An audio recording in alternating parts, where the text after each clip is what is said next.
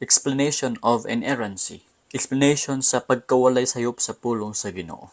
Ang pulong sa Ginoo walay sayop. Kay ang Dios wala man siya sayop.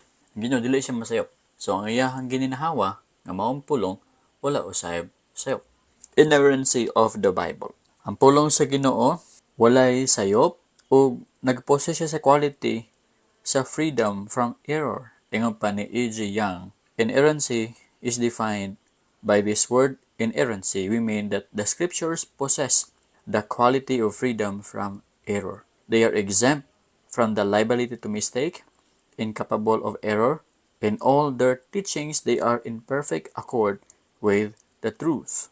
Matod pa niya, exempted siya sa pagka-mistake, dili siya masayop, o sa tanan niyang katudloanan, perpekto gid siya diya sa kamatuoran.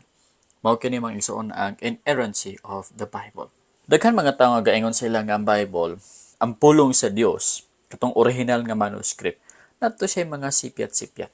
Kung basahon nimo ang original nga manuscript, ingon pa napay mga sipyat-sipyat tungod kay tawo man ang gasuwat niani. And no, sayop ka na, ang Bible wala gid siya sayop bisan gamay.